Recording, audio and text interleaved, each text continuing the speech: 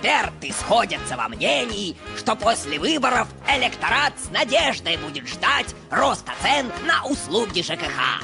В то же время тарифы на услуги общественного транспорта, к счастью, повысятся в среднем на 30%. И цены на продукты питания по просьбам трудящихся также будут расти. Однако в этом нет ничего ужасного. Именно с этим поздравила белорусов звезда нашей эстрады Александр Солодуха. Кризис – это хорошее время. Я купил Мерс и еду в Дубай.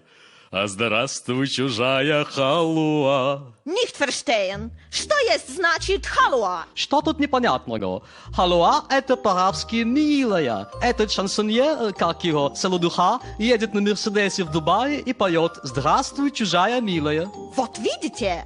Предлагаю немедленно снять все санкции с гаранта, чтобы детально изучить его экономическую модель, гарантирующую каждому Мерседес во время кризиса. Как можно верить Солодухе? Он же плоть от плоти системы гаранта. Вечно зарится на чужое. На что зарится? Ну как? Солодуха на чужую милую, а гарант на чужие деньги. А он что, опять выпрашивает кредиты? Хуже. Он же собирается объявить размораживание цен, что на самом деле означает обанкротить бизнес и вытащить все последние деньги из электората. Пардон. А как же наши агенты, которые работают под прикрытием корчмы? Их предприятию тоже грозит банкротство? Увы, боюсь, наша агентура в корчме, как и все, должны будут провести сокращение. Иначе возникнут подозрения. Окей. Передаю это тяжелое сообщение нашим доблестным сотрудникам. Центр эксперту. В связи с политикой размораживания цен предлагаю вдвое сократить количество агентов. Центр эксперту. Даша, скажи, каб центр даў нам пазатэрміновы адпачынак. Нам же трэба аднавіць свае фізічныя сілы, страчаныя падчас апошніх выбараў. Ой, боюся, центр пачуў твае просьбы. Можем хоть зараз адпачываць. Ура! Толькі за свой рахунак. Ты пра што? Я пра тое, што ідзе паслявыбарчае размаражванне цен. Гэта ударыць па шматлікіх камерцыйных кропках. І каб не выдзяляцца на фоне іншых ахвяраў эканамічнага курсу ўраду, нам прапануецца пайсці на скарачэнне штату. То бок аднаго з нас трэба звольніць? Жах! Ну, што рабіць? Размаражванне цен. І што ж гэта здарылася з гарантам? Ён жа абяцаў праводзіць сацыяльна арыентаваную палітыку. Відавочна, нешта здарылася. Чуў, які незвычайны казус адбыўся з ім нядаўна. На сайце інфармагентства Белта з'явіліся здымкі, як Александр Лукашенко адкрываў МКАД-2. На здымках бачна, што ён едзе за стырном непрышпіленым. Між тым, правіламі дарожнага руху грамадзянам дазваляецца не прышпільвацца толькі па медычных паказчыках. У выпадку захворвання на генералізаваную форму каросты, мокнучых дэрматозаў ці цяжарнасці. Ух ты! Няўжо наш гарант цяжарны? Можа і цяжарны, якімі-нибудь новымі фенаменальнымі да бешанства эканамічнымі ідэямі. Ці можа ў яго проста мокнучы дэрматоз. А ўвогуле пра гэта лепш спытаць у нашых юзераў жестачайшага вай-фаю. Яны шмат што пішуць пра той выпадак на МКАДе. Устанем перечислять, что он нарушил за 20 лет. На БТ скажут, что это был новый Запорожец, и там ремни не предусмотрены. Теперь авторов правил дорожного движения точно привлекут к ответственности. Это точно не чесотка. Это мокнущий дерматоз головного мозга. Ездит не пристегнутый? Одобряю. Гоняет на мотоцикле без шлема? Я не против. Заплывает за буйки? Отлично! Главное, чтобы заплывал подальше. Туда, где поглубже. Все, что не делается, к лучшему. Даша, я зразумеў. Трэба вылечыць гаранта. Тады, можа, росту коштаў і звальненняў не будзе? Вылечыць гаранта? Ну ты даеш. Дагэтуль жа гэта нікому не ўдавалася. Але з іншага боку, што нам яшчэ застаецца? Адчыняй карчму. Вітаем, шановное спадарства, і запрашаем усіх у нашу карчму Хрумкача, где вас ласкаво сустрэну я, галоўны адміністратор Хрумкач, і наш вядучы дерматолог, эксперт по праблемах мокнучага дерматозу Даша Зелінская. Не трэба так гучна казаць, што мы займаемся хваробай нашага гаранта. Будзем высвятляць прычыны яго хваробы асцярожна, каб нас не пачулі тыя чекісты. Ну вот, дед, выборы прошли, а мы никого так и не арестовали. Эх, молодость, молодость. На самом деле главная работа только начинается. Стала вядомая зацверджаная урадам дапушчальная колькасць смярцей па раёнах, так званая квота на смерць. Згодна гэтаму плану, за 8 месяцаў 2015 году колькасць памерлых па раёнах Мінска у сярэднім не павінна перавышаць 1030 чалавек. Дед, а мы тут при чем? А ты послушай внимательно доклад нашего спецагента Крысы. Наконец-то в целях повышения благосостояния нашим правительством введены квоты на смертность. Ведь мы не можем легкомысленно полагаться только на старуху с косой. Мы обязаны подойти к проблеме системно. Вскоре на каждый трудовой коллектив будет спущена плановая цифра. Сколько человек должны умереть в квартал? А среди сотрудников стартует соревнование за самый передовой трындец. Наиболее сознательные покойники будут награждаться почетными грамотами посмертно. Ну что, теперь понял, в чем таится угроза госбезопасности? Кое-кто, кое-где, порой, несмотря на квоты, отказывается убирать, подрывая тем самым основы правопорядка. Представляешь, сколько отморозков можно за это засадить? Ну ты, дед, даешь. Класс! И с кого начнем? А он с той птицы и пигалицы, что рядом с ней за стойкой. Так что, берем? Не спеши. Поспешность нужна при ловле блох.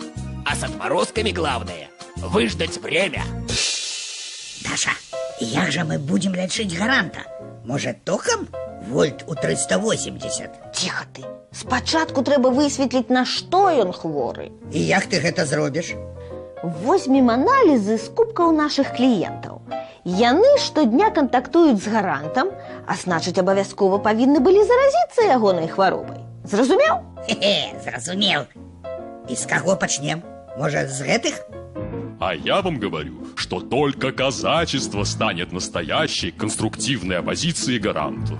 Ничего подобного. Только белорусский Жириновский, вроде меня, позволит создать иллюзию демократии.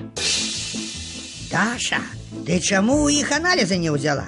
Не думаю, што гэта тыя, хто нам патрэбныя. Гэта ж Гайдукевіч і Улаховіч, нашыя канструктыўныя апозіцыянеры, якія спрачаюцца, хто з іх больш канструктыўны.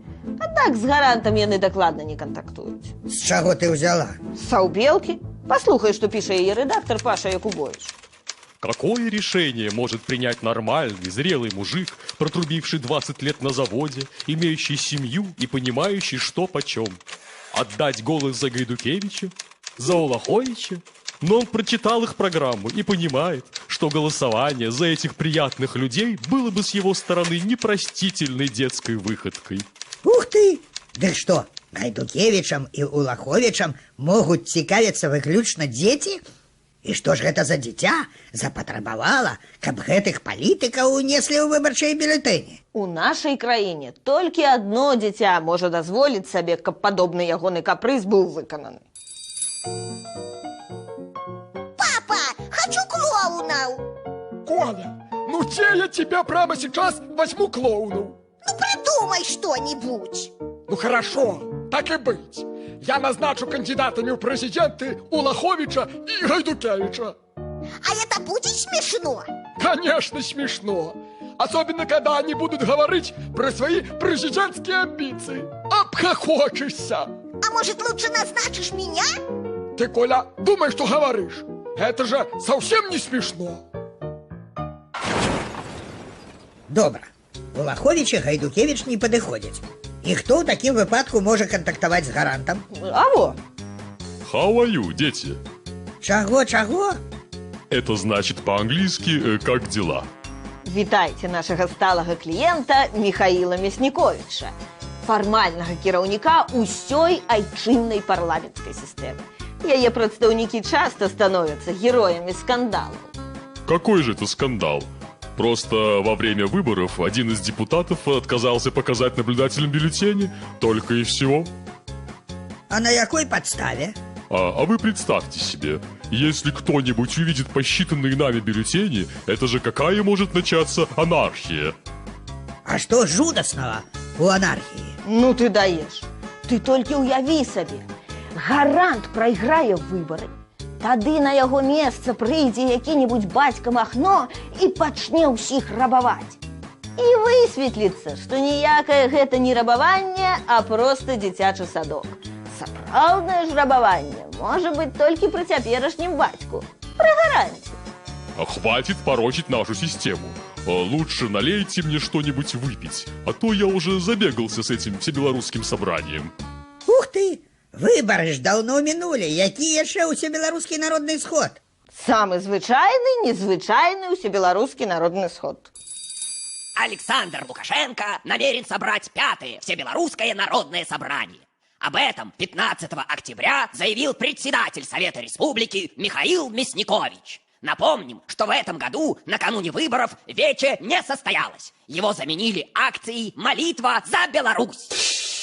Дык что, с первого разу вашу молитву на небесах не почули? Будете молиться еще раз? Я думаю, что на этот раз собрание пройдет в каком-нибудь другом жанре, хотя бы даже в эстрадно-песенном. Главное же передать любовь народа к гаранту. Каханне ў эстрадна-песенным варыянце? Цікава. Ну тады спявайце. Я только по-английски. Не пераймайтеся, я перакладу. No April rain, Теперь и молитва, no flowers bloom, и стояние в очередях, no wedding Saturday within the month of June. и даже разговоры в курилках. But what it is Любое собрание is something true, будет считаться made up of these 3 words that I must say to you. всебелорусским народным собранием, I just call на котором to say мы все I love you. сможем показать, I just call как мы любим власть. to say how much I care. Поэтому для выражения любви к гаранту I just call мы все должны to say собираться I love you. и спрашивать друг у друга. And I mean it from the bottom of my heart. Спрашивать, третьим будешь? Проспевал Михаил Мясникович с допомогой Стива Уандера. Откуда вы так хорошо знаете английский? Отличный перевод, конструктивный. Ладно, я побежал. Столько дел, столько дел. Вось яны, анализы, якія дапамогуць высветліць, што за мікроб укусіў гаранта. А что, ён болюче кусается? Хто? Гарант? Не, микроб. А вось гэта ўжо высветліць лабараторыя цэнтру. Нашими учеными проанализированы лабораторные данные, посланные агентами эксперта. И что?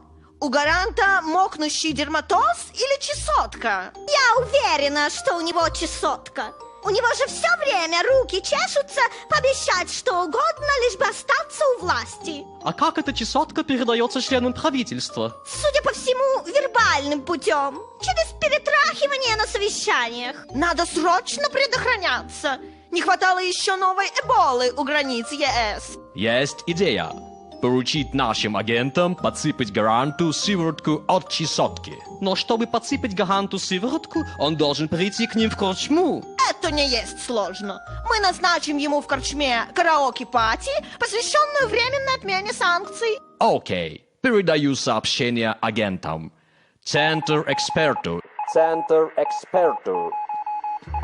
Ну, что там дали вынікі анализов? Калі верыць бактэрыёлагам, у кулуарах нашай улады гуляе жудасная хвароба. Чыноўнікам проста свярбіць даваць абяцанкі. Жах. Супакойся.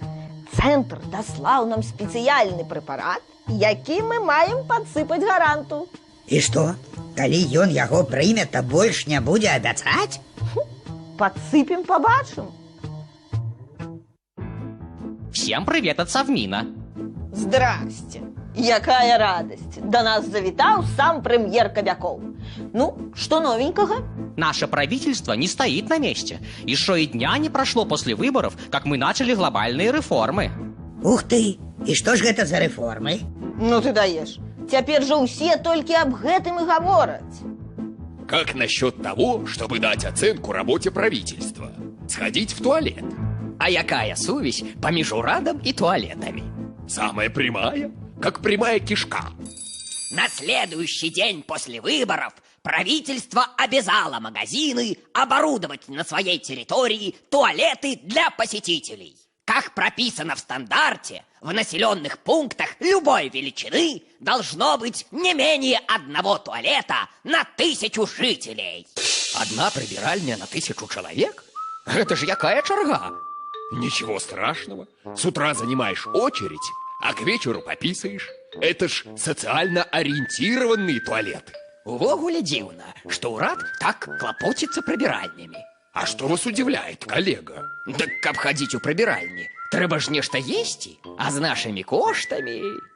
Ну, вы же разумеете. Ну, я уверен, что наше правительство что-нибудь да придумает.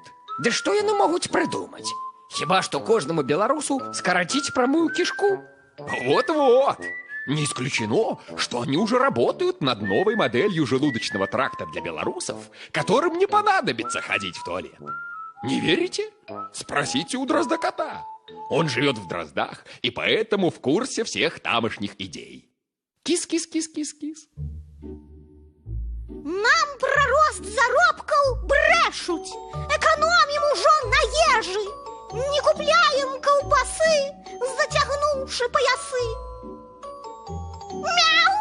Зразумеў, не дурань. Пачынаю анализовать конструктивно. Снизить пищепотребление призывают население. По завету президента всем предписана диета. А у вас как с туалетами?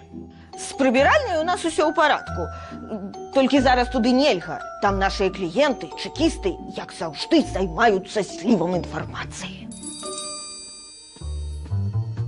Дед, ты зачем меня вызвал? Есть информация. Только что передали, что сюда едет сам гарант. Будет пить коктейли с европейскими пиндосами. Так у нас есть шанс при нем отличиться. Взять нарушителей квоты на смерть прямо на глазах у лидера страны. Вот именно. Так что заканчивай слив и готовься к операции. Ну вось, сыворотка, якая дапаможа вылечыць гаранта, готовая. Застаецца толькі дачакацца яго прыезду. Дзіўна, што ён яшчэ не прыехаў. У нас же самая лепшая дорожная инфраструктура ў Европе. Ты што, захварэў? Як я мог захварэць, калі у нас самая лепшая медицина ў свеце? Ну, все зразумела. Ты падхапіў бацылу гарантавай хваробы. Я самый здоровый ў свеце, як і стан нашай лёгкай прамысловасці. Ну, і як яго лячыць? Так, паспрабую для пачатку метод психотерапии. Супакойся і паслухай эканаміста Льва Марголіна. Ён добра ведае, што сапраўды ўяўляе сабою нашая гаспадарка. Магчыма, гэта верне цябе да рэчаіснасці.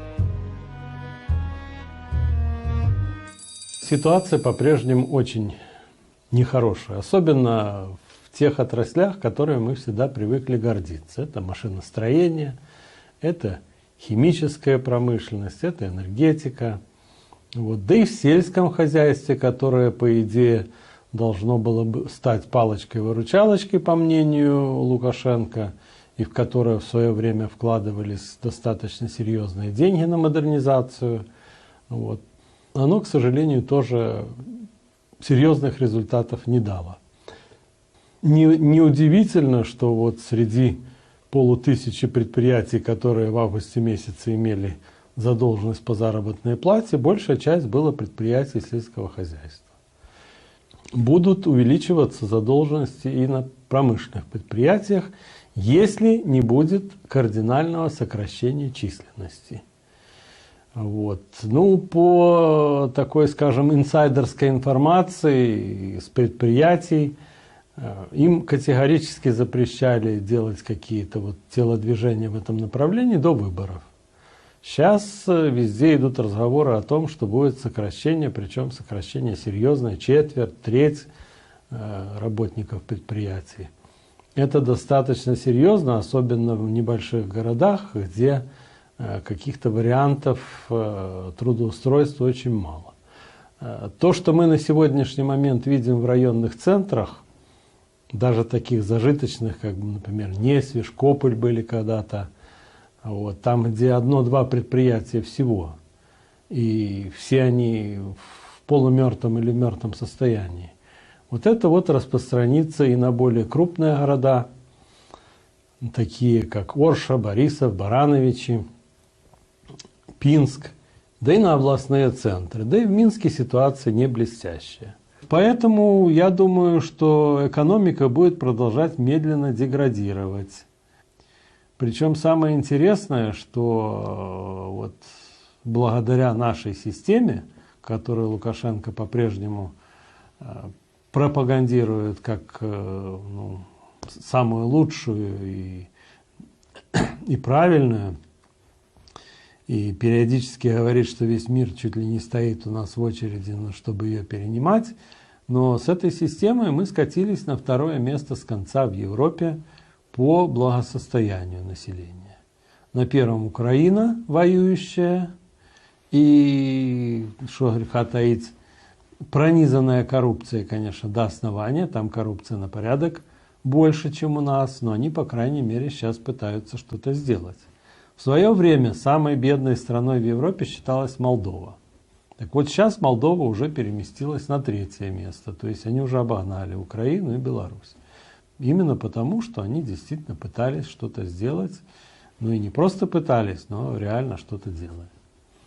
Не исключено, что через год, через два мы станем свидетелями того, что Беларусь займет почетное первое место с конца в этом списке.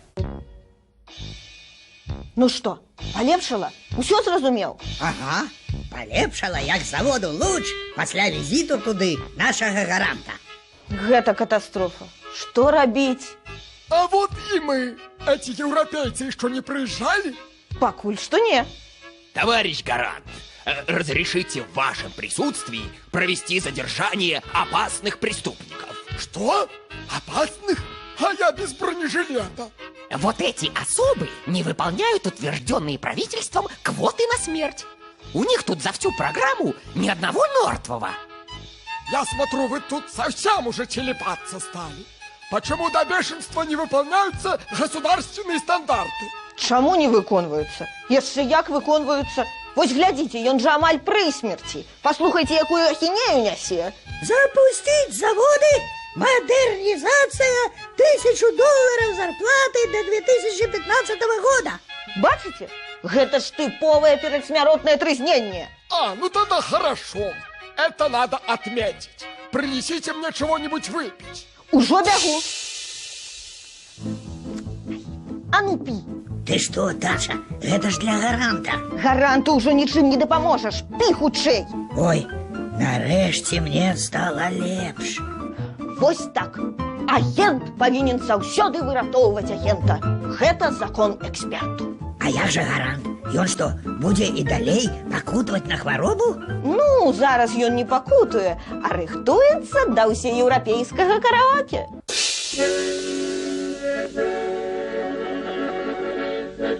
Лида, а ну-ка дай мне до. Александр Григорьевич, вы ж забыли. Мы ж уже не до, мы ж уже после выборов. Я ж уже нарисовала вам 83%, как вы и просили. Да, Лида, конечно. Мы с тобой до бешенства гениальные. Ты настоящий художник, а я композитор. Песню сочинил на баяне я. Все должны ее услышать, потому что в ней смело не тая. Я себя называл самым честным и мудрейшим. О, и это правда. Тут, в Дроздах, в глуши, я давно решил восседать на этом троне много-много лет. Чтоб фамилия гаранта была с буквы «Л». Бесконечно быть у власти я всегда хотел. Что он хотел, он поимел. Иметь 100% у 2020-м или не иметь, вот в чем вопрос. Чтоб электорат проголосовал. Перед выборами цены я попридержал. Классный результат нарисован вам. Я остался в этом кресле. О, как я счастлив. Не упервой дурыч нам электорат. Нам народец мой поверил, я этому рад. Мне вообще-то безразлично, любят или нет. Ими будет снова править тот же президент. И не дай бог, кто скажет нет. Если вдруг с рублем случится обвал. Как всегда скажу я людям, я же намекал. Я же ничего вам не обещал. Даже не к чему придраться. О, и это правда. Тут в Дроздах в глуши я давно решил, раз бабла на пятилетку может не хватить, попрошу у МВФ, пусть дадут кредит. Получу гораздо больше, даже чем хотел. Все остается, как всегда. И МВФ мне скажет «да». Все остается, как всегда. Евросоюз мне скажет «да». Wonderful. Нашим агентам чудом удалось не стать жертвой грантовой чесотки. Вундербар. Значит, наша корчма может продолжить попытки вылечить гаранта. А как быть с проблемой национального Макдональдса? О чем речь? А вы не знаете? Власти задумали создать максимально широкую сеть национальных Макдональдсов, под которую будут забираться лучшие кафе и рестораны. Хоррор, ужас. Они же могут забрать и корчму. Что же делать? Оу, у меня идея. У национальных Макдональдсов должен быть и национальный клоун Рональд. Вы кого имеете в виду? Неважно. Важно, что если его похитить, то проект провалится. Yes. Немедленно передаю задание эксперту. Центр эксперту. Предлагаем выявить национального клоуна Рональда и похитить его. Ну, что там чуваць? Ой, усё дрэнна. Улады задумалі стварыць сетку нацыянальных Макдональдсаў, у тым ліку за кошт іншых кавярняў. Ой, і што ж нам рабіць? Нас же дакладна рэквізуюць. Цэнтр прапануе арганізаваць выкраданне клоуна, які стане сімвалам нацыянальнага Макдональдса. Тады, магчыма, той праект зачыняць. Скрасці канструктыўнага клоуна Рональда? І як же мы гэта зробім? Вядома як. Давядзецца ў наступным выпуску заняцца кіднэпінгам. Рыхтуйся. А пакуль што развітваемся. Крумкач з вами! У вас продаётся Беларусь калий?